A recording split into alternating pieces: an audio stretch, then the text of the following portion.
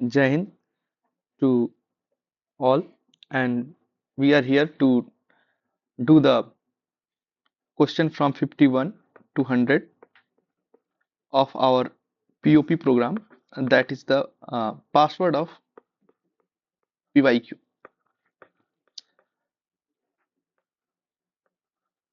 ठीक है।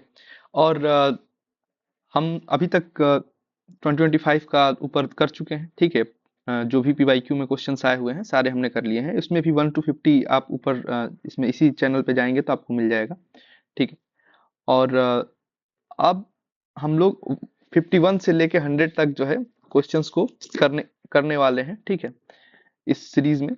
और यह फोटो मैंने क्यों लगाया ताकि देखिए इनके ऊपर भी ये बादल काले काले मंडरा रहे हैं, फिर भी ये अपने पासिंग आउट परेड POP को जारी रखें। ठीक है, तो हम भी लाइफ में कुछ भी हो, ऑड डेज आते रहते हैं लाइफ में। ठीक है, हमें 365 में 150 डेज ही चाहिए जो हमारे मुताबिक चल जाए। ठीक है, और हम कहीं ना कहीं इस एग्जाम को जो है क्लियर कर सकते हैं। ठीक, और टारगेट हमारा है 360 प्लस जो है हमें लाना है, ये लक्ष्य है।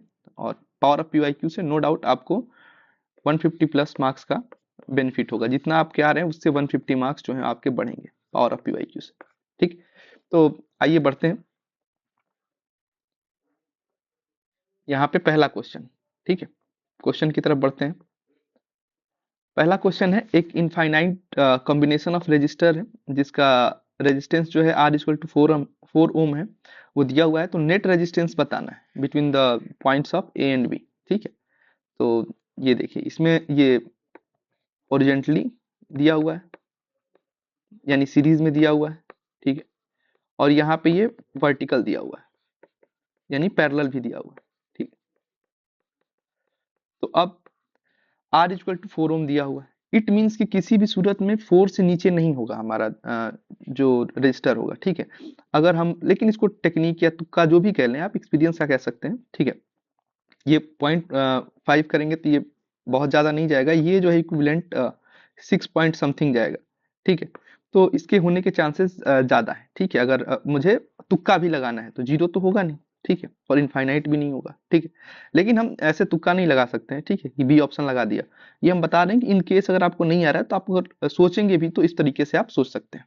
ठीक है, अब हम इसको सॉल्व करके देखेंगे कि भाई ये कैसे होगा। ठीक, इसमें दिया हुआ है कि जो R की वैल्यू है वो कितनी है, 4 ओम। ठीक, अब हम देखेंगे अगर R इक्विवेलेंट हमें निकालना है तो जो सीरीज में है और जो पैरेलल में है दोनों को जोड़ना पड़ेगा। ठीक है, तो इसको हम कैसे जोड़ेंगे, पैरेलल का हमें मालूम है, पैरेलल का अगर निकालना होगा तो ये कैसे निकलेगा, R equivalent equal to series plus parallel का हो जाएगा सीरीज वाला, फिर इक्विवेलेंट, क्योंकि पहले में ये सीरीज और पैरेलल जोड़ेंगे तो एक R इक्विवेलेंट 1 आएगा। ठीक है, वैसे ही करके कई इक्विवेलेंट आएंगे तो हम सीधा इक्विवेलेंट ही लिख देते हैं।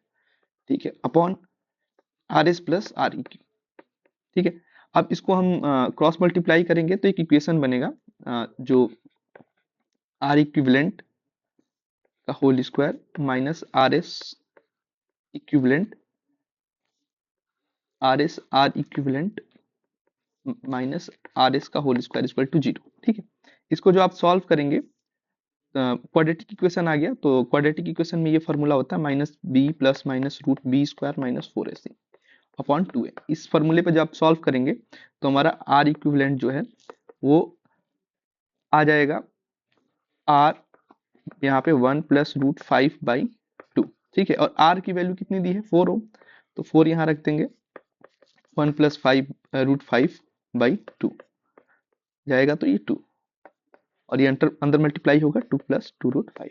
ठीक, ये भी तरीका है, बाकी जो हमने तरीका बताया उससे भी आप इसको इजिली सॉल्व कर सकते हैं। ठीक, उसके बाद से दूसरा क्वेश्चन है, एक इलेक्ट्रिक सर्किट है जिसमें V1 1 वोल्ट दिया हुआ है और रेजिस्टेंस जो है 1000 ओम दिया हुआ है। ठीक, अब कह रहा है कि current through the resistance R is very close to 1 mA। ठीक है, माइक्रो एम्पियर, और voltage across point A and B VAB जो है वो 1 वोल्ट दिया हुआ है। अब बोल रहा है कि सर्किट जो है वो चेंज कर दी गई। ठीक है, V2 जो है 5 वोल्ट कर दिया गया, और उसमें इंटरनल रेजिस्टेंस जो है दोनों बैटरियों का वो 0.1 ओम कर दिया गया। तो करंट जो होगा इस रेजिस्टेंस आर के थ्रू जो फ्लो करेगा वो कितना होगा, ठीक है। तो ये ऐसे क्वेश्चंस को आप लास्ट में ही करें, ये मेरा सजेशन है, तो वो ज्यादा जो है बेनिफिशियल होता है, ठीक है। अब इसमें क्या कह रहा है कि internal resistance of both the batteries वो 0.1 ओम है, ठीक है।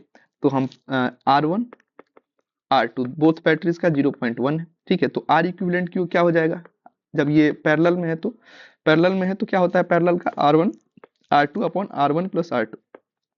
इसको जब हम हल करेंगे तो क्या होगा हमारा 0.1 इंटू 0.1 अपॉन 0.2, दोनों को जोड़ दिया और यहाँ से आ जाएगा हमारा 0.05, ठीक है। 0.05 ओम आ गया, ठीक है। आर इक्विवेलेंट आ गया।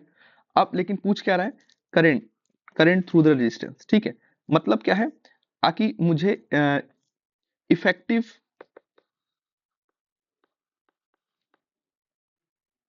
ईएमएफ निकालना पड़ेगा।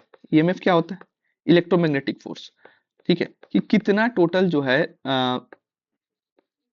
जो उसमें फोर्स लगा है उसके बारे में ये बताया, कितनी जो है करंट जो है सप्लाई हुई है, वो ईएमएफ से ही पता चलेगा। और इसको निकालने का तरीका क्या है, तो ये वही simple V equal to I R जो होता है, तो यहाँ पे V की जगह पे हम यहाँ पे ये वोल्टेज जो होता है, जो चेंज वोल्टेज होता है वही ईएमएफ बनता है, ठीक है। बस इसमें इन दोनों में डिफरेंस क्या होता है, ये टोटल जो फ्लो होता है उसको काउंट करता है, ठीक है। तो हमें टोटल फ्लो की ही जरूरत है, टोटल फ्लो को ही काउंट करना है, current through the resistance about, ठीक है। तो ये हमें पता करना है। तो इसके लिए हम फिर आगे कैसे करेंगे, यहाँ पे हम देखते हैं, इसको करते हैं, ठीक है। ईएमएफ इक्विवेलेंट हमें निकालना है, तो क्या हो जाएगा R equivalent into E1 by R1 plus E2 by R2। ये क्यों कर दिया हमने, अगेन हमने आपको ये फॉर्मूला बताया था और ये इसके बराबर होता है, ठीक है। तो V इक्वल टू हम E अपॉन R कर रहे हैं, ठीक है, ये I की जगह, ठीक है। और V equal to I R होता है, ठीक है। R ये है, I की जगह पे हम E अपॉन R1 कर दे रहे हैं, ठीक है। अब हम यहाँ पे देखेंगे कि E1 की वैल्यू कितनी दी हुई है हमारी, E1 की वैल्यू 1 वोल्ट और E2 की वैल्यू जो है वो हमारी दी हुई है 5 वोल्ट, यहाँ से हमने उठा लिया, ठीक है। अब इसको मान रख देंगे, आर इक्विवेलेंट हमारा आ चुका था 0.05 ओम, तो हम यहाँ पे 0.05 रख देंगे और यहाँ पे 1 बाई 0.1 प्लस 5 बाई 0.1, क्योंकि आर तो सेम है तो रख दिया हमने। अब यहाँ से ई इक्विवेलेंट कितना आ गया 0.05 इंटू, अब यहाँ इसको हम 10 एम्पियर लिख सकते हैं प्लस इसको हम 50 एम्पियर लिख सकते हैं, ठीक है। इन दोनों को जब आप 10 और 50 को आप जोड़ेंगे 65 जा, ठीक है। यहाँ पे 3 वोल्ट हो जाएगा, ठीक है, पॉइंट हट जाएगा, ठीक है। उसके बाद से अगला ये हमारा क्या आ गया इक्विवेलेंट, ठीक है। अब हमारा I equal to E equivalent plus resistance जो होगा टोटल होगा, ठीक है। तो हमने एक रेजिस्टेंस निकाला था जो आया था 0.05, अब R टोटल कितना हो जाएगा, ठीक है। हमारा एक और R इक्वल टू जो है जो है वो थाउजेंड्स जो है वो दिया हुआ है, ठीक है। तो R टोटल कितना हो जाएगा 1000 प्लस 0.05 दोनों हो गया। अब ई इक्विवेलेंट कितना है हमारा 3 है और ये कितना हो जाएगा 1000.05 ओम इक्वल टू कितना हो जाएगा, ये नियर अबाउट 0.00299 समथिंग आएगा, जो इक्विवेलेंट होगा यहाँ पे 3, ठीक। हमारा आंसर आ गया, ठीक। अगला क्वेश्चन देखते हैं।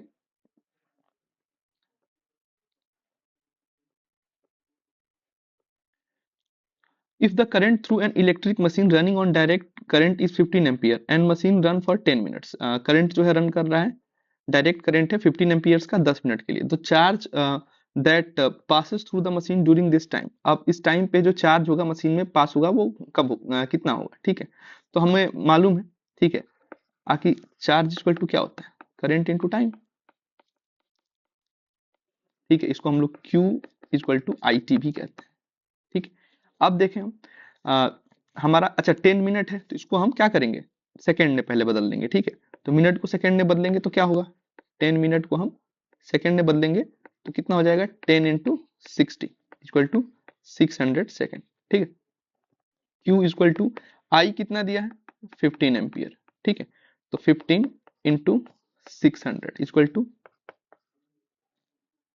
ये 9000।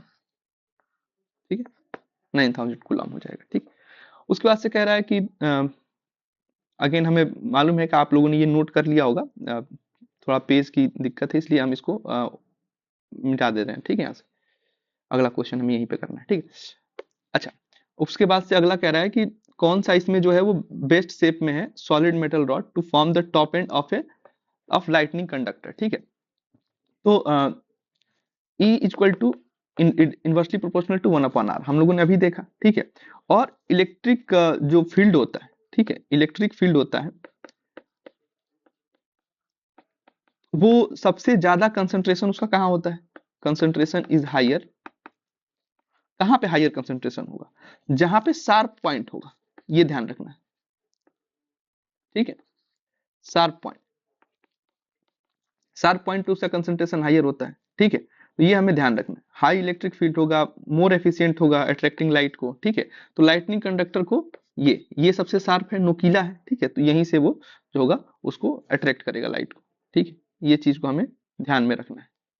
ठीक है, अगला क्वेश्चन हम देख रहे हैं, कह रहा है कौन सा जो है वो फंडामेंटल है नेचर में। ठीक है, इसमें से पूछ रहा है। तो gravitational force, electromagnetic force, strong and weak nuclear force. तो ग्रेविटेशनल फोर्स क्या होता है, ग्रेविटेशनल फोर्स जो होता है between two mass. Electromagnetic force किसके किसके बीच में होता है, बिटवीन चार्ज पार्टिकल। ठीक है,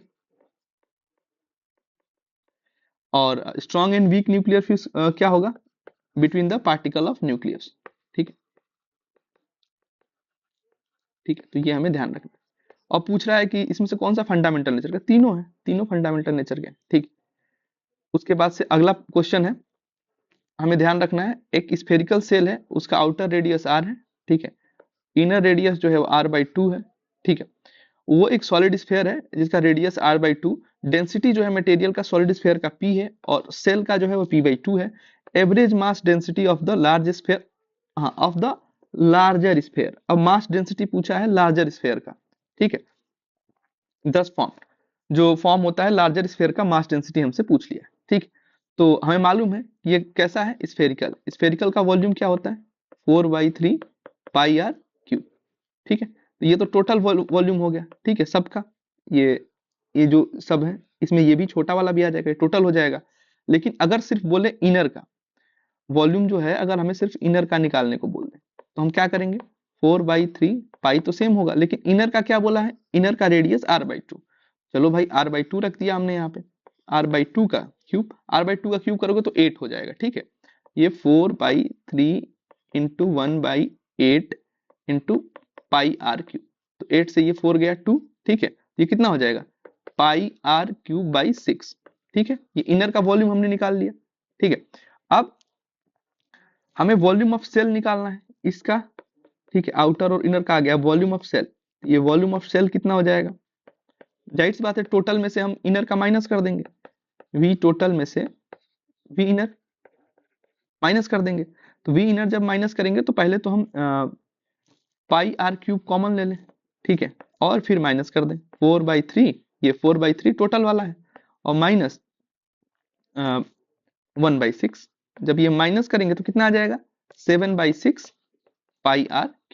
ठीक है, वॉल्यूम ऑफ सेल भी हमें मिल गया। ठीक है, अब हमें मालूम है आकि जब हमें क्या निकालना है, एवरेज मास डेंसिटी। ठीक है, एवरेज मास डेंसिटी का मतलब क्या है, ठीक है, मतलब मास अपॉन ये डेंसिटी है। एवरेज मास डेंसिटी निकालना है तो total mass upon volume total. ठीक है, अब यहां पे हम देखेंगे कि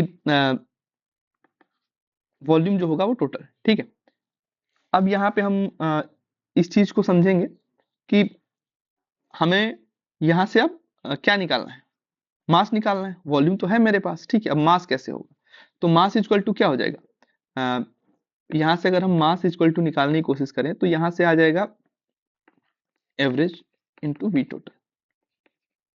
हमने कुछ नहीं किया, इसको क्रॉस मल्टीप्लाई करा दिया, ठीक है, बस इतना ध्यान रखना। अब स्फेयर का कितना हो जाएगा, यहाँ पे मास ऑफ स्फेयर हम निकाल लेंगे, जो पूरा वो बड़ा वाला है, तो P इंटू वी स्फेयर, और वॉल्यूम ऑफ स्फेयर हमारे पास है पाई आर क्यूब बाई 6, ठीक है। सेल कितना हो जाएगा, ठीक है, ये यहाँ पे, और मास ऑफ सेल कितना हो जाएगा, P/2, देखो इसका दिया हुआ है P/2, ठीक है, सेल का डेंसिटी जो है वो P/2 दिया हुआ है, ठीक है। P/2 into volume of cell, volume of cell हमने यहाँ से माइनस करके निकाला था, ठीक है, P/2 इंटू 7/6 पाई आर क्यूब, ठीक, ये मास इसका भी आ गया, ठीक है। अब m टोटल, जब आप m टोटल निकालते हैं तो क्या आ जाएगा, 3/4 pi R Q P, pi R Q P हम कॉमन इसमें हमने ले लिया था, ठीक है, दोनों में, ठीक है। और उसके बाद से हमारा इसमें 1 प्लस m टोटल में 1 प्लस 7/2, ये यहाँ से आ जाएगा, ठीक है। हम जब P R Q by P करेंगे तो वो कैलकुलेशन है, आप उसको कर सकते हैं, ठीक है। ये m टोटल हो गया, ठीक है। अब इन दोनों को रेशियो निकालना है, तो अच्छा रेशियो में हमेशा ध्यान रखिएगा, यहाँ पे आके सिर्फ स्फेयर का जाएगा, लार्जर स्फेयर का जो है मास जाएगा, ठीक है, सबका मास नहीं जाएगा, वॉल्यूम सबका जाएगा, क्योंकि उसमें ये छोटा वाला भी है, ये भी है, सेल भी है, वॉल्यूम सबका जाएगा, ठीक है। तो एवरेज में क्या जाएगा, मास जो है वो लार्जर स्फेयर का जाएगा, क्योंकि लार्जर स्फेयर में सब आ ही गया, ठीक है, ठीक है, लार्जर स्फेयर का ही मास जाएगा, ठीक है, और अपन वॉल्यूम करोगे तो इसका आंसर जो है वो 9p/16 आपको मिल जाएगा, ठीक। ये बहुत हेक्टिक्स होते हैं, इनको आप अर्ली फेज में ना करें, ये मेरा सजेशन है, ठीक है, लास्ट फेज में ही आप करें, वो ज्यादा बेहतर होगा, ठीक है। उसके बाद से ह्यूमन आई के बारे में, like a camera that has lens, human आई एक कैमरा की तरह है जिसकी लेंस है।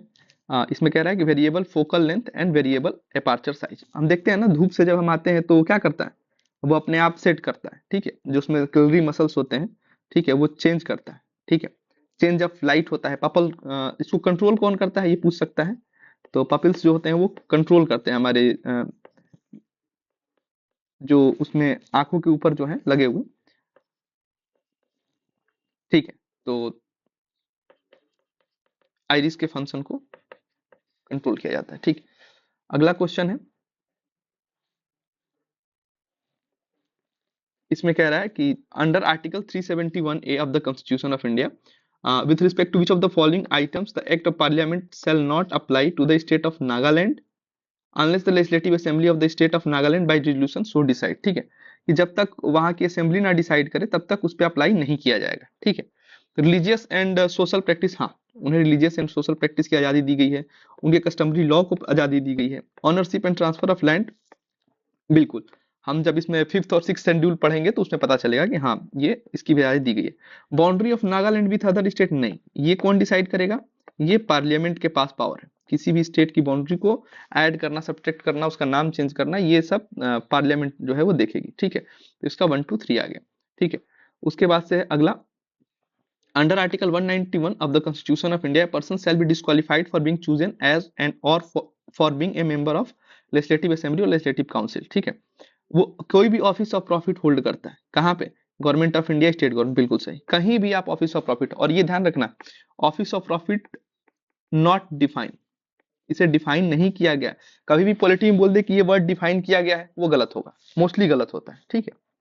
उसके बाद से हम देखेंगे इसको जो है स्टार्टिंग विथ अर्लीस्ट, अर्लीस्ट से स्टार्ट करना है, जो हुए हैं उनको हमें लगाना है ऐसे ऑर्डर में, अर्लीस्ट से स्टार्ट करके, तो ये 1948 में हुआ था, जो ह्यूमन राइट्स का है, डिस्क्रिमिनेशन अगेंस्ट वुमेन जो है एलिमिनेशन ऑल फॉर्म में, ये 1976 में, और ये economic social and cultural rights ये 1966, और ये जो है 1951 में। तो इस आधार पे देखा जाए तो सबसे पहले हमारा 1 आएगा, फिर 4, फिर 3 2, ठीक है। उसके बाद से है इसको भी हम लोग साथ साथ करते चलते हैं, ठीक है, जो क्योंकि सामने एनिसेंट इंडियन इंस्क्रिप्शन के बारे में बोल रहा है, ठीक है। तो इसमें कह रहा है कि earliest inscription are in Sanskrit, ठीक है भाई, देखते हैं अभी संस्कृत में था कि किस में था, लेकिन हमें मालूम है कि प्रकृति जो है लैंग्वेज जो है अर्लीस्ट इंस्क्रिप्शन में आता है, ठीक है। Kharosthi script used in the inscription in north west was deciphered with the help of coin of Indo Greek king. ठीक है, इंडो ग्रीक किंग में जो है इसमें एक मिलिंद करके थे, जो इस एरिया में रूल किए थे, उसमें खरिस्तो स्क्रिप्ट जो है वो आया था। ठीक है, बिल्कुल सही। ठीक, उसके बाद से है अगला है most of the inscriptions mention grand unique events and routine agriculture practice do not find mention.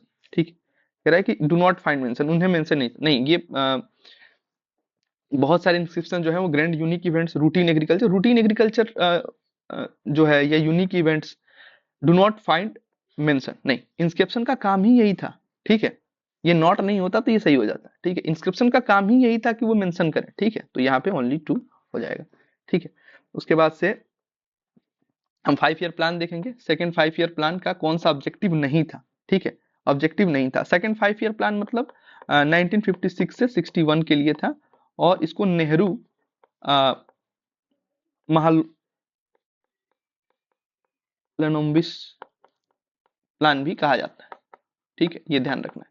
ठीक है, तो इसमें कंज्यूमर गुड्स सेक्टर को नहीं बढ़ाना था, बेसिक एंड हेवी इंडस्ट्री को बढ़ाना था, नेशनल इनकम को बढ़ाना था, लिविंग स्टैंडर्ड और एम्प्लॉयमेंट अपॉर्चुनिटी को बढ़ाना था, ये कंज्यूमर गुड्स सेक्टर को नहीं बढ़ाना था। ठीक है, उसके बाद से है इसमें कह रहा है आकि कौन सा इसमें स्टेटमेंट है जो emergence of urban centre India 6th century BC से जो है सही था। ठीक है, तो जो भी महाजनपदा जो है डेवलप हुए थे, वो कैपिटल ऑफ अर्बन जो सेंटर डेवलप हुए थे वो अवे फ्रॉम द कैपिटल। हाँ, बिल्कुल सही है। ठीक है, major towns were located along routes of communication, नहीं, मेजर टाउन्स जो है रूट ऑफ कम्युनिकेशन पे नहीं थे। Many were bustling centres of commercial cultural and political activity. ठीक है, ये बहुत बेसिक सा स्टेटमेंट है। ठीक है, यहाँ पे मेजर टाउन्स की बात कर रहा है। ठीक है, तो इसमें ओनली 2 हो जाएगा। ठीक, उसके बाद से अगला इसमें ये relative atomic mass of boron exist in 2 isotopes 10B and 11B 10.8। ठीक है, रिलेटिव एटॉमिक मास की बात कर रहा है। What will be abundance 10B and 11B। ठीक है, रिस्पेक्टिवली एबंडेंस क्या होगा 10B और 11B का, ये हमें बताना है। ठीक है, तो हम मान लेते हैं कि उसका 10x हो जाएगा और इसका 11x हो जाएगा, और मान लेते हैं कि ये हमारा जो है वो कितना है, x% है।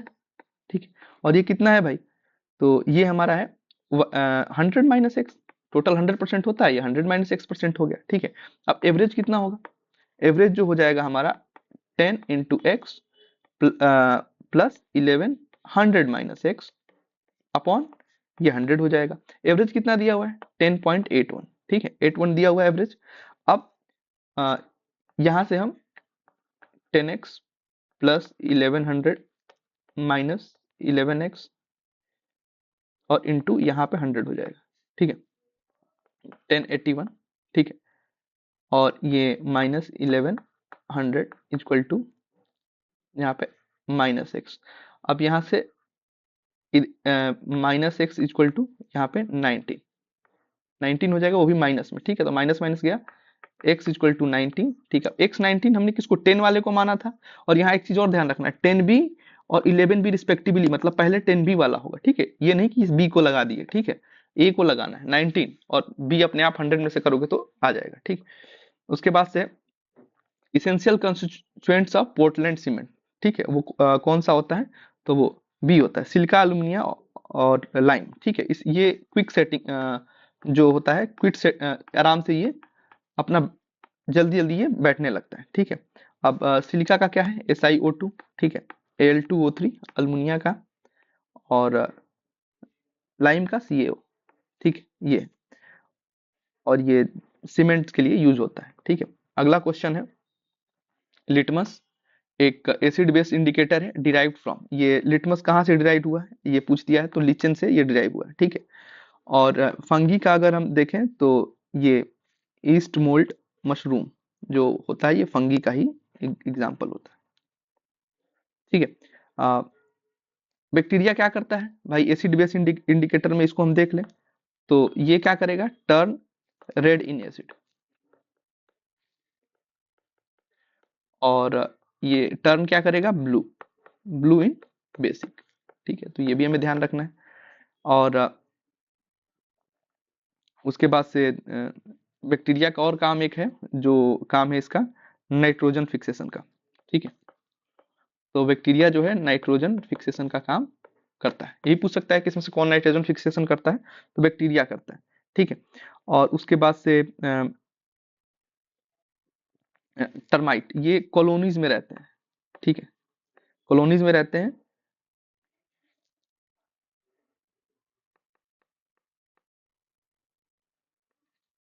ठीक है, ये हमें ध्यान रखना। ठीक है, उसके बाद से अगला है ऑक्सीडेशन स्टेट ऑफ वेंडियम। वेंडियम का ऑक्सीडेशन स्टेट बताना है, तो मुझे वेंडियम का अगर पूछा है तुम क्या करेंगे, वेंडियम का 2x हो जाएगा क्योंकि 2 है वेंडियम। ठीक है, और प्लस ये कितना है इसका, ऑक्सीजन का -2 होता है। ठीक है, इसका -2 होता है, 5 है तो क्या हो जाएगा 5 इंटू -2। ठीक है, और बराबर 0, तभी तो ये इक्वेशन बना। ठीक है, ये हमें ध्यान रखना है। तो अब क्या हो जाएगा, ये -10 है, इधर जाएगा तो +10 हो जाएगा, 2x इक्वल टू 10 तो x इक्वल टू +5। ठीक है, आंसर आ गया।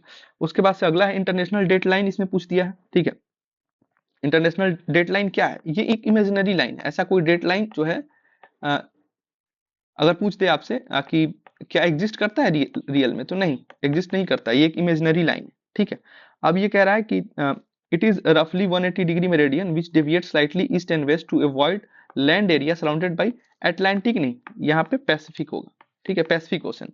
Date of the east of this line is 24 hour earlier than to the west. ठीक है, तो बिल्कुल सही है, 24 आवर अर्लियर। ये कैसे होता है ये हम लोग देख लेते हैं। मान लेते हैं ये ईस्ट है, ठीक है, और ये वेस्ट है। ठीक है, तो ईस्ट के साइड जब हम जाएंगे तो क्या करते हैं, हम एक डे लूज करेंगे। ठीक है, और वेस्ट के साइड आएंगे तो क्या होगा, हम गेन करेंगे। ठीक है, वेस्ट जैसे वेस्ट के फैशन वगैरह को हम गेन करते हैं ना, तो ऐसे याद रख लो कि वेस्ट के हम क्या करेंगे, एक दिन को गेन करेंगे, गेन ए डे। ठीक है, जैसे यहाँ पे 1 जैन है तो यहाँ पे क्या होगा 31 दिसंबर। ठीक है, तो ये हमें ध्यान रखना है। ठीक है, इसका सेकेंड ओनली होगा। ठीक है, उसके बाद से आगे हम बढ़ेंगे। कह रहा है इसमें अरोरास के बारे में, नहीं अरोरास, अरोरास के बारे में देखो बोल रहा है। अरोरास के बारे में क्या है, the solar wind upon reaching the earth atmosphere is directed towards to magnetic poles and a colourful display of light is seen in the night sky. बिल्कुल ये लद्दाख रीजन में जो है ये अरोरास दिखे थे हमें। ठीक है, उस साल का करंट अफेयर, तो इसलिए इसने पूछ लिया। एकदम कलरफुल नाइट दिखती है ये, मोस्टली नॉर्वियन कंट्रीज में देखने को मिलता है। द पार्टिकल इंटरेक्ट विद द डिफरेंट गैसेस ऑफ द एटमोस्फेयर एंड ईच गैस ग्लोज विद ए पार्टिकुलर कलर। हाँ बिल्कुल सही बात है। April 2023 aurora was captured in the night sky in India by the Indian astronomical observatory at Hanle. अब पूछ देगा एस्ट्रोनॉमिकल ऑब्जर्वेटरी कहाँ है इंडिया में, हनाले लद्दाख, ये अंडरलाइन करके रखना है। ठीक है, तीनों सही है। ठीक है, उसके बाद से अगला क्वेश्चन पूछ रहा है ग्रेफाइट। ग्रेफाइट क्या होता है, सॉफ्ट एंड स्लिपरी होता है। ठीक है, उसके बाद से है डायमंड। डायमंड क्या होता है, हार्डेस्ट नेचुरल सब्सटेंस हमें मालूम है। 4 2 मिल गया, मतलब ए ऑप्शन है। ठीक है, उसके बाद से और भी देख लेते हैं। फुलरेंस, बकमिंस्टर फुलरेंस C60 इसको कहा जाता है। ठीक है, अ, ये क्या करेगा, very light and strong material है। और ग्रेफीन, ग्रेफीन क्या है, थिनेस्ट एंड स्ट्रॉन्ग मटेरियल है। ठीक है, तो ग्रेफीन ये बकमिंस्टर फुलरेंस का यूज जो होता है नैनो टेक्नोलॉजी में होता है। ठीक है, ये हमें ध्यान रखना है। ग्रेफीन का यूज क्या होता है, इलेक्ट्रॉनिक्स में होता है। ठीक है, उसके बाद से ग्रेफाइट वगैरह हम पेंसिल जो है उसमें यूज होता है। ठीक है, डायमंड की ज्वेलरी बनती है, हमको सबको मालूम। ठीक, तो ये आगे बढ़ेंगे अब हम। अगला है बर्चन। बर्चन के बारे में जो है वो कौन सा सही है ये पूछा है। ठीक है, तो बर्चन क्या है, एक विंड से बना हुआ लैंडफॉर्म। ठीक, अब आगे हम देखते हैं, इसको पढ़ते हैं। It is a crescent shape mount of sand, sand which is deposit by the wind. बिल्कुल सही बात है, blowing constantly from one direction in a desert. बिल्कुल सही बात है, एक डायरेक्शन में आता रहता है। The windward side has convex convexed steep slope with maximum height at the centre. ठीक है, नहीं, पहली बात की विंडवर्ड साइड नहीं होता है, जिस तरह से हवा बह रही है उधर से नहीं, उधर से तो सब उड़ेगा ना। ठीक है, तो ये किधर बनेगा, लीवर्ड साइड। ठीक है, लीवर्ड साइड जो है कन्वेक्स स्ट्रिप बनता है। ठीक है, और मैक्सिमम हाइट जो होता है वो सेंटर पे नहीं होता है, क्योंकि सेंटर पे तो सब जो है वो उड़ा ले जाएगा। ठीक है, वो होता है क्रेस्ट में। ठीक है, वो भी नियर द सेंटर ही होगा। ठीक है, अच्छा उसके बाद से है two end of barchan are called horns and point and points. ठीक है, बिल्कुल सही है, horns and point. Opposite to the direction of wind, नहीं अपोजिट नहीं होता, ये होता है टुवर्ड्स, उसी विंड के डायरेक्शन में होता है ये, ठीक है। तो हमें ये ध्यान रखना है। फिर इसमें क्वेश्चन है क्लाउड के बारे में, अगला क्वेश्चन पूछ दिया है, ठीक है। क्लाउड क्लासिफाई किया जाता है on the basis of altitude and their form, बिल्कुल सही बात है। According to altitude they are classified as high, middle and low cloud, बिल्कुल सही बात है। हाई, मिडिल और लो क्लाउड की बात हम कर रहे हैं, ठीक है यहाँ पे। उसके बाद से कह रहा है कि स्टेटस निम्बो स्टेटस और स्टेटस क्यूम्बस आर हाई क्लाउड, नहीं हाई क्लाउड तो नहीं है, ठीक है। हाई क्लाउड होते कौन से हैं फिर? हाई क्लाउड जो होते हैं वो होते हैं सीरस, ठीक है, सीरो स्टेटस, जिसमें सीरो लग जाए वो जो है हमारा हाई क्लाउड है, ठीक है। ये ध्यान रखना है, ठीक है। और अल्टो, अल्टो मतलब क्या? मिडिल क्लास की गाड़ी है जिसमें अल्टो लग जाए वो क्या है? मिडिल क्लाउड है, ठीक है, ठीक है। तो ये हमें ध्यान रखना है, ठीक है। इसका क्या होगा? 1 और 2। उसके बाद से हम देखते हैं रेगुड सॉइल, जिसे हम ब्लैक सॉइल भी कहते हैं, ठीक है।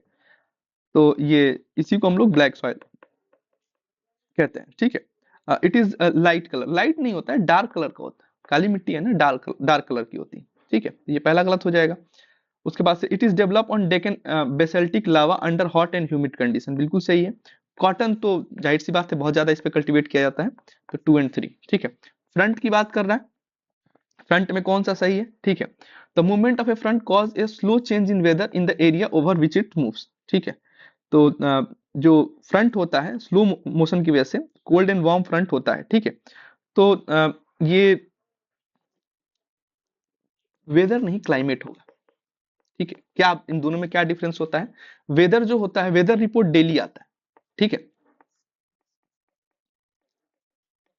वेदर रिपोर्ट जो है डेली, जैसे हमने बोला कि भाई मसूरी में बर्फ जो है अ, वो पड़ी थी एक बार, ठीक है। अब सन 1947 की बात हम कर रहे हैं, ठीक है। Once in a blue moon, अब मसूरी से ऊपर, अब मसूरी में आजकल बर्फ नहीं मिलती, आप गए आपको मसूरी में बर्फ नहीं मिली, आप तो गुस्सा हो गए कि भाई बोला था लेकिन मिला नहीं, ठीक है वहां पे। तो मैंने क्या बोला? मैंने वहां क्लाइमेट बोला था, ठीक है। वहां पे एक लॉन्ग पीरियड के बाद की जाती है, ठीक है, ठीक है। तो क्लाइमेट की बात की जाती है, ठीक है। Movement of front causes a slow change in climate in the area over which it moves, ठीक है। Cold front associate with thunderstorm, बिल्कुल सही बात है। कोल्ड फ्रंट जो है थंडरस्टॉर्म। वार्म फ्रंट एक बाउंड्री होता है advancing mass of warm air where it is overridden and rising above the mass of colder air, ठीक है। तो वार्म एयर क्या करता है? जैसे ये क्लाउड है, ठीक है, तो यहाँ से एयर राइज होना स्टार्ट होगा, ठीक है, ठीक है। और एक बाउंड्री बना देता है, ठीक है, वार्म एयर, जहां पे ये ओवरराइड करता है और राइज कर जाता है। और मान लो यहाँ से कोई कोल्ड एयर आ रहा है, ठीक है, यहाँ से कोल्ड एयर आ रहा है, ठीक है। तो कोल्ड एयर सिंक करने की कोशिश करेगा, ठीक है, और ये इसके ऊपर राइज हो जाएगा, ठीक है। तो ये भी सही है, 2 और 3, ठीक है। अगला है सॉइल्स के बारे में। सॉइल के बारे में कौन सा जो है वो सही है, ये पूछा है, ठीक ठीक है। तो soil having a very high content of sodium and calcium and pH of more than 7, alkaline होते हैं मोस्टली, ठीक है। ब्लैक कॉटन सॉइल डेवलप एक, ये तो अभी ऊपर हमने देखा, basaltic lava, hot and humid condition, बिल्कुल सही है। Laterite side characteristic by deep weather layer from which silica has been leached, ठीक है। सिलिका जो है वहां से लीचिंग होती है उसकी, ठीक है। तो ये तीनों सही है, ठीक है। एनिमल सेल मेम्ब्रेन के बारे में पूछा है, कौन सा सही है, ठीक है। एनिमल सेल मेम्ब्रेन में देखते हैं हम ये composed of phospholipids, protein and cholesterol lipid, ठीक है, इनके द्वारा ये होता है, ठीक है। कंपोज्ड ऑफ फोस्फोलाइट्स ओनली दे दिया है, इसने भी ओनली दे दिया है, इसने भी ओनली दे दिया है, ठीक है। लेकिन इसमें तीनों होगा, ठीक है, ये ध्यान रखना है। कौन सा जो है वो कंपाउंड माइक्रोस्कोप का जो है पार्ट नहीं है? रेटिना, रेटिना तो हमारी आंख में है ना, ठीक है। बाकी मिरर, स्टेज और क्लिप ये सब पार्ट होते हैं, ठीक है। उसके बाद से है अगला क्वेश्चन है ग्रासलैंड के बारे में, ठीक है। इसमें कौन सा ग्रासलैंड है? मिड लेटीट्यूड का ये ग्रासलैंड एक्सटेंसिव एरिया है, और इसमें पेड़ और सब्स जो है डिवाइड होते हैं, नहीं होते हैं, ठीक है। और ये क्लाइमेट जो है वो हॉट समर होता है, कोल्ड विंटर होता है, रिलेटिव लो रेनफॉल होता है mainly in spring and summer, ठीक है। और ह्यूमिड पार्ट जो होता है ग्रासेस का वो मीटर और उससे भी ज्यादा हाइट हो जाता है। तो ये एक स्टिपी क्लाइमेट है, स्टिपी एशियन कंट्रीज के लिए होता है। क्यों? हम सक्सेस क्या पाते हैं? स्टेप बाय स्टेप, ठीक है। तो इसको ऐसे याद रख सकते हो, ठीक है। अच्छा, प्रेरिस, सवाना और पंपास, पंपास जो है अर्जेंटीना में, ठीक है। अर्जेंटी में पंप से हम हवा भर रहे हैं, ठीक है, ये हमें ध्यान रखना, ठीक है। उसके बाद से अर्जेंटीना और उरुग्वे वाला रीजन जो हो गया, ठीक है। उसका से प्रेस हमेशा अमेरिका क्या करता है, अपने आप को प्रेस करता है, ठीक है। तो यहाँ पे यूएसए हो जाएगा, ठीक है। Savanna island, savanna island S से सवाना, एस से साउथ अफ्रीका, ठीक है। इसको आप ऐसे याद रखेंगे तो ये मैच दी फॉलोइंग में भी आ सकता है, तो वहां आप इसको कर लेंगे, ठीक है। कह रहा है करेक्ट सीक्वेंस बताना है, ठीक है। तो प्रोटीन से टिश्यू बनता है, टिश्यू से ऑर्गन, और ऑर्गन से ही एक एक ऑर्गन हमारे बॉडी के मिलके हम एक ऑर्गेनिज्म के रूप में फॉर्म हुए, ठीक है। कितने जो एबव है वो एनिमल सेल के टाइप को बिलोंग करते हैं, ठीक। तो ये चारों मोनोसाइट, मोनोसाइट जो होता है वो डब्ल्यूबीसी को लेके आता है, जो हमने ऊपर देखा था हमारे पीवाईक्यू में आया हुआ है, ठीक है। हाँ, ये लीकोसाइट डब्ल्यूबीसी को लेके आता है, ठीक है। कॉन्ड्रोसाइट जो होता है ये कार्टिलेज में होता है, ठीक है।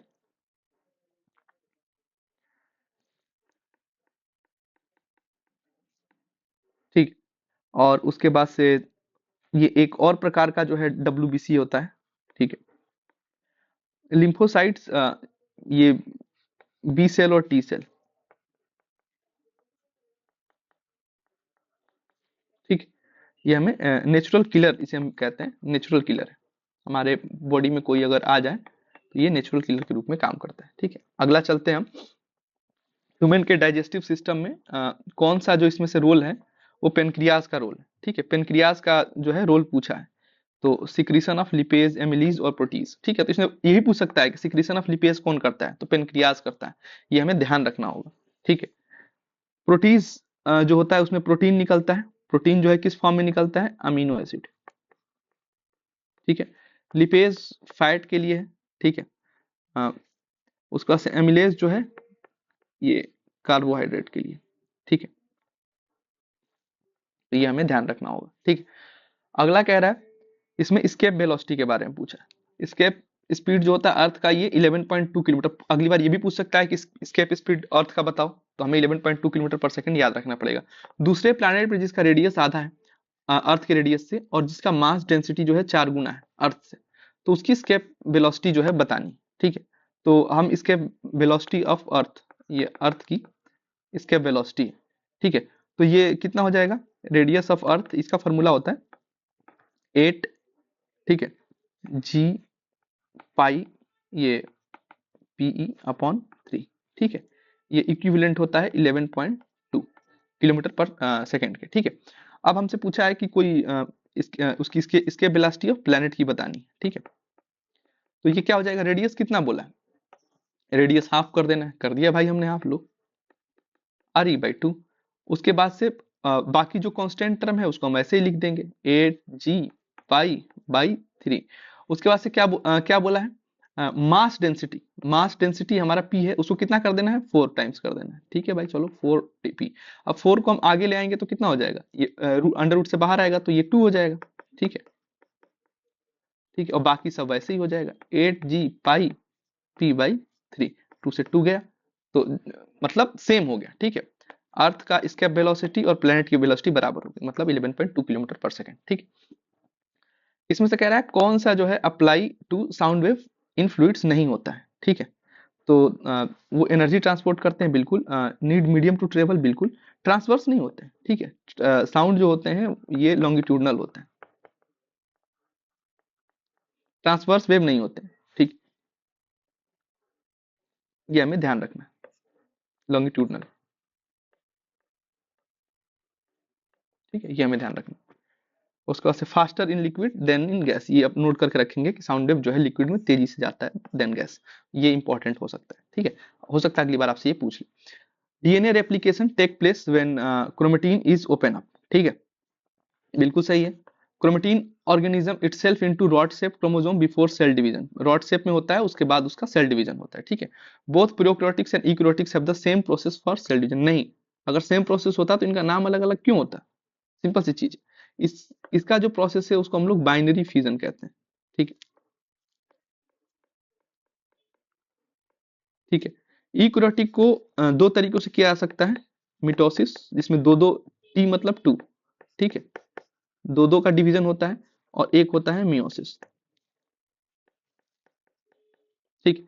तो 1 और 2 होगा, दोनों का अलग अलग फ्यूजन, और इसके नाम भी मैंने बता दिए हैं। अब आप इसको ध्यान रखोगे कि सेल डिवीजन के प्रोसेस को क्या कहते हैं, मिटोसिस और मियोसिस को क्या कहते हैं, ये पता होना चाहिए, ठीक है।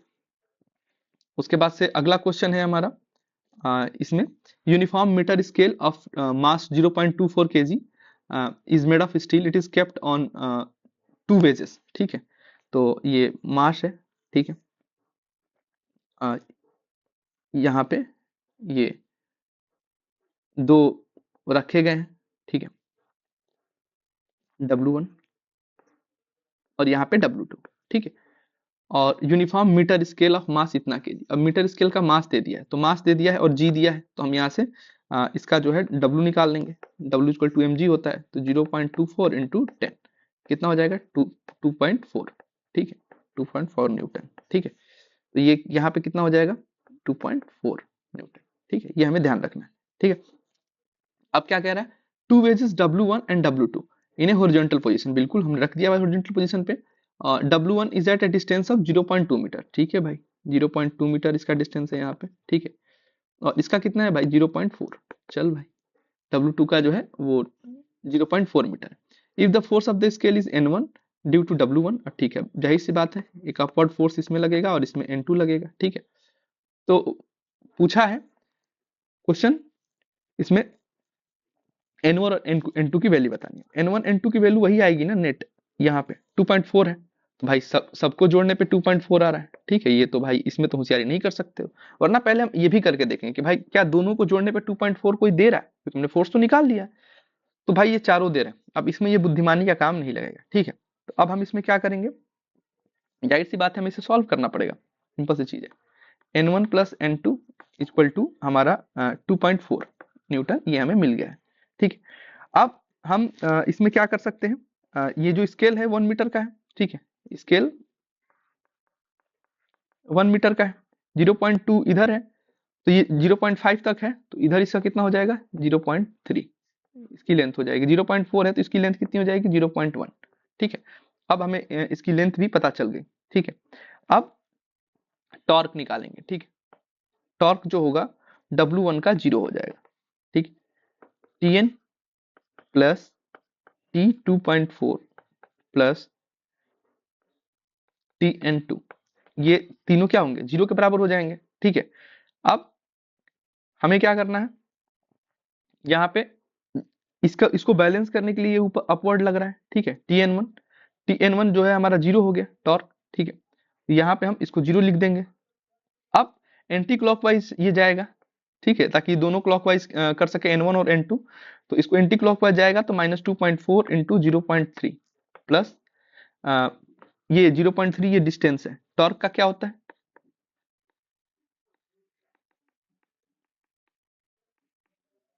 ठीक है, 0.3, ठीक है। N2 में क्या हो जाएगा, N2 निकाल लेंगे यहाँ से और इंटू 0.4, ठीक है, ये हो गया और इज इक्वल टू 0, ठीक, ये हमें पता चल गया। अब यहाँ से N2 निकालना है हमें, तो ये इधर चला जाएगा, इधर जाएगा, तो ये 2.4 इंटू 0.2, ठीक है, और यहाँ पे 0.4 n इक्वल टू इधर इसको उधर ले गए, तो 24 3 जा कितना होता है, 3 4 जा 12, 3 2 जा 6 एंड 1 7, ठीक है, 0.72, ठीक है। तो n इक्वल टू कितना हो जाएगा, 0.72 अपॉन 0.4 इक्वल टू कटाओगे तो कितना आ जाएगा, ये 1.8, ठीक है, ये n2 है, आ गया हमारा, ठीक है। N2 1.8 आ गया, दोनों का सम जो है 2.4 था, तो ये 1.8 N2 है, तो N1 क्या होगा, 0.6, ठीक है। ये बहुत एग्जाम में नहीं करने वाला है, मैं बता रहा हूँ सारे क्वेश्चंस, इसलिए मैं इसको करा रहा हूँ। एग्जाम में ये करने की मैं सलाह नहीं दूंगा, ठीक है, आप इसको स्किप कर सकते हैं, आप 20 क्वेश्चन तक स्किप कर सकते हैं एग्जाम में, ठीक है। आपको 130 जो होता है वो एक अच्छा अटेम्प्ट माना जाता है, 130 एक अच्छा अटेम्प्ट माना जाता है, ठीक है। ऐसे क्वेश्चन हमें स्किप कर देने स्टार्टिंग में, ठीक है। अगला क्वेश्चन कह रहा है, एक बॉल है जो 0.1 मास का है, ठीक है, ड्रॉप किया गया एक हार्ड फ्लोर हाइट 0.45 से और राइज किया गया एक हाइट 0.20 से। अगर वो टच करता है फ्लोर को 0.1 सेकंड के लिए, तो नेट फोर्स अप्लाइड फ्लोर पे कितना होगा जब वो बाउंस कर रहा है। जी की वैल्यू दी हुई है कितनी, जी की वैल्यू हमारे पास दी हुई है 10 मीटर पर सेकेंड स्क्वायर, ठीक है। इसको हम मिटा देते हैं ताकि यहाँ हम क्वेश्चन को कर पाए, ठीक है। तो एक वेलोसिटी का जो है फॉर्मूला होता है, क्या होता है वेलोसिटी का, वो होता है रूट 2gh, ठीक है। और इनिशियल वेलोसिटी, ठीक है, जिसको हम u बोलते हैं, ठीक है, उसमें अगर हम देखें तो कितना हो जाएगा, रूट में 2g की वैल्यू कितनी हो जाएगी 10, और h इनिशियल वेलोसिटी में अगर h देखें तो कितना है 0.45 बोल रहा है ना, 0.45, 45 दूनी 90, 90 और ये 900, 900 में 2 जीरो के बाद यानी लगाओगे तो यहाँ पे 9.00 यानी इक्वल टू कितना हो जाएगा, u की वैल्यू देखो, u की वैल्यू 3 हो जाएगी, ठीक है। ऐसे ही v की वैल्यू निकालो जिसमें 0.20 होगा, v की वैल्यू हो जाएगी क्या, 2 इंटू 10 इंटू 0.20 इक्वल टू कितना हो जाएगा 4 रूट में, इक्वल टू हो जाएगा 2, ठीक है। u और v की वैल्यू मेरे पास आ गई, ठीक है। और जब u और v की वैल्यू मेरे पास आ गई तो इम्पल्स क्या होता है, ये भी एक प्रकार का फोर्स होता है, ठीक है, m u प्लस v। मास कितना दिया हुआ है, मास हमें 0.1 kg दिया हुआ है, ठीक है, 0.1 ब्रैकेट में 3 + 2, ठीक है। तो ये हो जाएगा 5 इंटू 0.1 आप करेंगे तो इसका आ जाएगा 0.5 kg मीटर पर सेकेंड, ठीक है। अब यहाँ पे हम देखेंगे फोर्स इक्वल टू क्या हो जाएगा 0.5 अपॉन 0.1, ठीक। यहाँ सीधे मुझे क्या निकाल लेना है, इसको हम कट करेंगे तो हमारा सीधे आंसर आ जाएगा 5 न्यूटन, ठीक है। ये हमें ध्यान रखना है, ठीक है। तो ये न्यूमेरिकल्स लास्ट में ही आप रखें, ठीक है, क्योंकि एग्जाम हॉल में इतनी जल्दी कर पाना, बाकी क्वेश्चन आपको छूट जाएंगे, इसलिए आप इसको लास्ट में रख सकते हैं, ठीक है। अगला क्वेश्चन है कौन सा इसमें स्टेटमेंट जो है सिंपल पेंडुलम के लिए जो है वो सही है, ठीक है। तो कुछ एक स्मॉल एम्पलीट्यूड जो होता है, time period independent of amplitude की बात बोल रहा है, तो small amplitude because then the net force on its bob is proportional to its displacement. Net force जो होता है वो प्रोपोर्शनल होता है किसके, डिस्प्लेसमेंट के, ठीक है, और केवल छोटे एम्पलीट्यूड के लिए, बड़े एम्पलीट्यूड के लिए नहीं। और इसी से रिलेटेड जो है अगला क्वेश्चन हमारा है जो कि 89 नंबर, ठीक। ये देखेंगे कि एक मेटॉलिक बॉब एक्स है जिसका मास m है, वो रिलीज किया गया है पोजीशन ए से, collide electricity with another identical bob y जो कि रेस्ट में है पोजीशन बी पे, दोनों क्या है आइडेंटिकल है, ठीक है, सिंपल सी चीज है। उसके बाद से फ्रिक्शनलेस स्टेबल है, ठीक है, उसमें कोई फ्रिक्शन का भी नहीं है, एंगल 30 डिग्री दिया हुआ है, ठीक है। अब आइडेंटिकल है, फ्रिक्शनलेस है, ठीक है, मास उनका m है, ठीक है, ठीक, आइडेंटिकल बॉब है, मास भी और शेप भी उनका सेम है, ठीक है। तो कह रहा है कि how high does the Bob x reach immediately after the collision, collision के बाद वो कितना हाई जाएगा, ठीक है।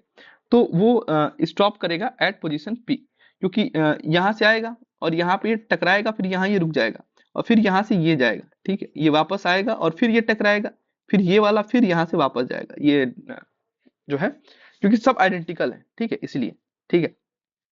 और ये किस चीज को फॉलो कर रहा है अगर हम लिख ले तो इसमें कंजर्वेशन ऑफ, अगर पूछ दे कि ये किस नियम को फॉलो कर रहा है, conservation of energy and momentum, ये ध्यान रखना है।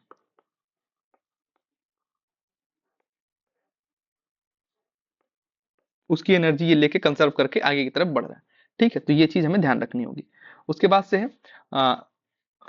फ्रिक्शनल फोर्स की बात कर रहा है, ठीक है, इसमें बोल रहा है कि कौन सा सही है, ठीक है। तो सबसे पहले हमारा स्टैटिक फोर्स फ्रिक्शन, फिर काइनेटिक, फिर जो है रोलिंग। चक्के वाली जो हमारी जो हम एसएसजी में लेके जाते हैं उसमें चक्का लगा होता है, जो बैग होता है उसमें फ्रिक्शन जो होता है वो सबसे कम होता है, ठीक है, फिर स्टैटिक्स होता है, फिर काइनेटिक, ठीक। उसके बाद से है infrared wave called heat wave, ठीक है। उसके बाद से क्यों हीट वेव इसे क्यों कहा जाता है, क्योंकि ये जो क्या करता है हीट एनर्जी को ट्रांसफर करता है, ठीक है, ट्रांसफर हीट एनर्जी, ठीक है। Water molecules readily absorb infrared wave, बिल्कुल सही है, वाटर मॉलिक्यूल्स एब्जॉर्ब करते हैं फिर उसको क्या होता है उससे भी ट्रांसफर होता है, तो दोनों स्टेटमेंट सही है और सही एक्सप्लेनेशन भी दिया हुआ है, ठीक है।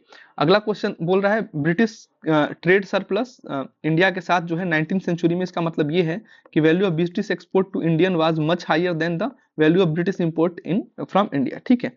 तो ये बिल्कुल सही है, ट्रेड सरप्लस का मतलब यही होता है कि भैया ट्रेड सरप्लस जो है मतलब हम जो वस्तु आपको बेच रहे हैं, ठीक है, अगर मेरा सरप्लस है तो उसकी वैल्यू ज्यादा है आपकी वस्तुओं से, ठीक है, तभी उसको ट्रेड प्लस सरप्लस बोलेंगे।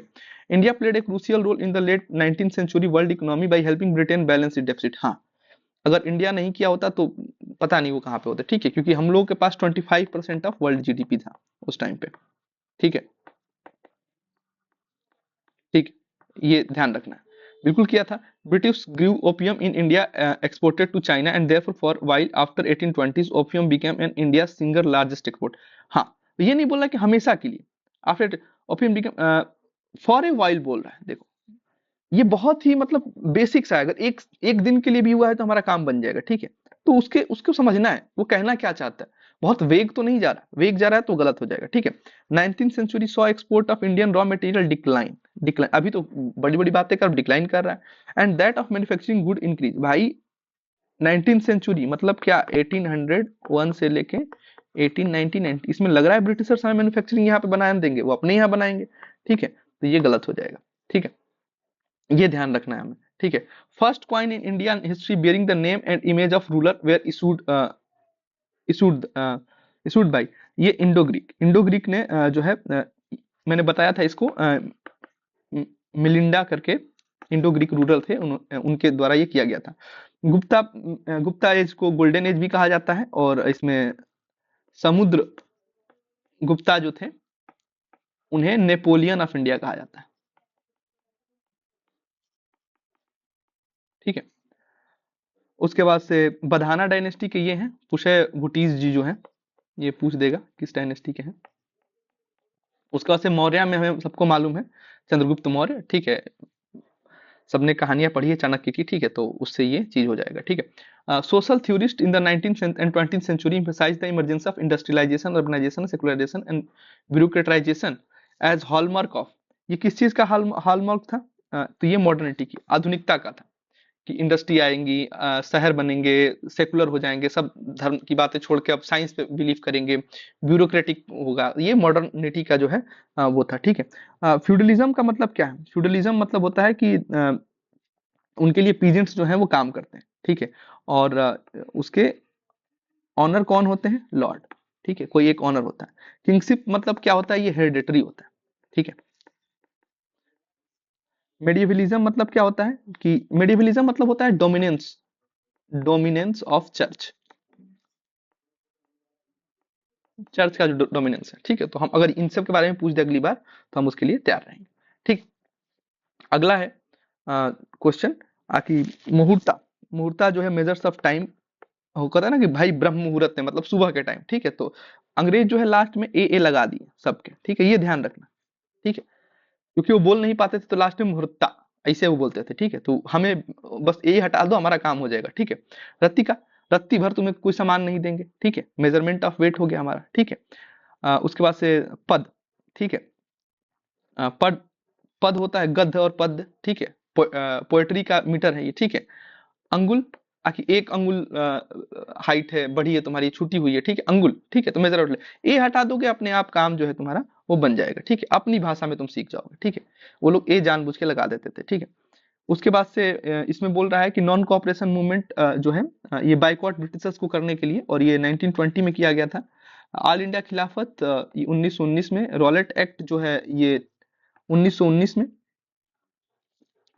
लेकिन ये जो हुआ था ये हमारा हुआ था नवंबर के महीने में, ठीक है, और ये जो हुआ था हमारा मार्च के महीने में, ठीक है। तो हमें ये ध्यान रखना है, ठीक है, कि 3 के बाद ही जो है 2 आएगा, ठीक है। और ये भी 1919 में हुआ था, और मार्च और नवंबर के बीच में ये हुआ था, तो 3 4 2 1, ठीक है। अब अगला हम क्वेश्चन देखेंगे, ठीक है। 1906, 96 जो है इसका ए है, ठीक है। ऊपरी ऊपरी जो है वो category of tenancy tenure held under the Marathas, Marathas का जो है टेनेंसी का टेन्योर के बारे में बताता है। पट्टादार जो होते थे वो directly responsible for payment of revenue, ठीक है, जो डायरेक्टली रिस्पॉन्सिबल होते थे पेमेंट ऑफ रेवेन्यू के लिए। मिरासीदार जो होते थे वो को पेरेंसी टाइटल होल्डर होते थे, जो रेवेन्यू पेयर साउथ इंडिया की ये मिरासीदार। इनाम लैंड, इनाम लैंड जो होता है, इनाम नाम से ही पता चल रहा है गिफ्ट, ठीक है, ये ध्यान रखना है। फिर उसके बाद से कह रहा है वाटर गैस मिक्सचर किस किस चीज का है, तो CO प्लस H2 का है, ठीक है। ह्यूमन बॉडी जो है वर्क करती है पीएच रेंज में, तो 7 से लेकर 7.8 के रेंज में ह्यूमन बॉडी हमारा वर्क करती है, ठीक है। उसके बाद से है विजयनगर किंग कृष्णदेव राय, विजयनगर सबसे इंपॉर्टेंट और फेवरेट टॉपिक है यूपीएससी का, ठीक है, तो हम इसको ध्यान रखेंगे, ठीक है। तो इसमें इसमें कह रहा है कि early years of his time या रीजन ही march against the ruler of Odisha, बिल्कुल सही, वो किए थे उन्होंने। रायचूर जो है इस्माइल आदिल खान से कैप्चर कर लिया था, बिल्कुल सही है। रायचूर का किला उन्होंने कैप्चर किया था। कृष्णदेवराया ने रिस्टोर किया था सुल्तान Mahmud Shah to power and assume the title of यवन राज्य सतपतन आचार्य, ठीक है। तो ये टाइटल कृष्णदेवराया ने लिया था। ये तीनों सही, ठीक है। उसके बाद से आ, कौन सा इसमें स्टेटमेंट जो है वो reference to the properties of water is not correct. Water की प्रॉपर्टी से वो सही नहीं है, ठीक है। Specific heat of water is abnormally high, बिल्कुल एबनॉर्मली हाई रहती है। डेंसिटी ऑफ वाटर जो है वो ज्यादा होता है देन आइस, बिल्कुल ये भी सही है। प्योर वाटर जो होता है वो नॉन कंडक्टर होता है इलेक्ट्रिसिटी का। जब हम उसमें इम्प्योरिटी मिला देते हैं, ठीक है, सॉल्ट वगैरह मिला देंगे तो क्या हो जाएगा, कंडक्टर हो जाएगा, ठीक है। ये हमें ध्यान रखना है। Latent heat of fusion of water is very low, नहीं लेटेंट हीट लो नहीं होता है। हमें भाप जो है, जैसे चावल बना रहे हैं, आपने हाथ लगाया तुरंत जल गया, ठीक है, तो लो नहीं हाई होता है, ठीक है। हमने 100 क्वेश्चंस कर लिए, ठीक है। और 100 क्वेश्चन करने के बाद अब हम 101 से लेके 150 तक नेक्स्ट 50 क्वेश्चन की सीरीज में अपलोड किया जाएगा। डेली आपको 50 क्वेश्चन करना है, ठीक है, डेली 50 क्वेश्चन करना है, ठीक है। सबसे पहले आप क्या करोगे, पीडीएफ को डाउनलोड करोगे, उसे प्रिंट आउट लोगे और लेने के बाद उसमें आप उसको देखोगे कि कहाँ साइंस का क्वेश्चन लिखा है, उसके आगे आप साइंस लिख दिए, ठीक है। उसके बाद पॉलिटी लिखा है, पॉलिटी लिख दिए। इतने में क्या होगा, आकि आपका जो नर्व जो होगा, जो आपकी हार्ट बीट जो बढ़ी होगी, ठीक है, वो जो है वो कंट्रोल में हो जाएगी, ठीक है। हार्ट बीट आपकी कंट्रोल हो जाएगी, नर्व्स कंट्रोल हो जाएंगे, आपको ये पता चल जाएगा हाँ भाई कुछ इजी क्वेश्चन भी आए हुए हैं, ठीक है। इंग्लिश में तो इंग्लिश में क्या करना है, इंग्लिश में ग्रामर और नॉन ग्रामर को सेग्रीगेट कर लेना, अलग कर लेना है, ठीक है। रीडिंग वाले पार्ट से आप नहीं स्टार्ट करेंगे, ग्रामर नॉन ग्रामर जो आपको अच्छा लगता है उससे आप स्टार्ट करेंगे। या हार्ट बीट कंट्रोल हो गया, उसके बाद से 2-4 मिनट का ये काम होगा। उसके बाद हार्ट बीट जैसे ही कंट्रोल हुआ आप क्वेश्चन करना स्टार्ट करेंगे। कहाँ से स्टार्ट करेंगे, जैसे साइंस आपका अच्छा है तो आप पहले साइंस को कर ले, ठीक है, वो ज्यादा आपके लिए बेहतरी होगा, ठीक है। उसके बाद से डेली लाइफ का मंत्रा क्या है, मंत्रा फॉर डेली लाइफ वो है हमारा लाइक क्या करना है, लाइफ को लाइक करना है, अपने जीवन को, ठीक है। सब्सक्राइब क्या करना है, सब्सक्राइब करना है आपको अपनी फैमिली को, फैमिली फर्स्ट पॉलिसी को सब्सक्राइब करना है, ठीक। उसके बाद से कमेंट, जहां भी आप देखें कि आपके फैमिली में जो आपके नियर एंड डियर वन है उनकी लाइफ चेंज होगी आपको कुछ बताने से, तो आप बताएं, ठीक है। बिना मांगे मुफ्त का ज्ञान नहीं देना है, लेकिन हाँ कमेंट आपको वहां पे करना है, ठीक है। शेयर क्या करना है, एक हैप्पी फेस शेयर कर सकते हो अपनी फैमिली के साथ, ठीक है, ठीक है। मदर को और कुछ नहीं समझ में आ रहा है या कुछ चीजें नहीं हो रही हैं, ठीक है, सिस्टर को या ब्रदर को, तो आप एक नॉर्मली जो है उसके साथ हैप्पीनेस जो है वो शेयर कर सकते हो, ठीक है। और स्माइलिंग फेस जो है वो रखेंगे आप, ठीक है। तो आपका जो है कि स्माइल फेस हमेशा होना चाहिए, ठीक है। हमेशा जो है अपनी लाइफ को दिन को जो है ओपन विथ स्माइल, ठीक है। Thank you for your patience listening. जय हिंद।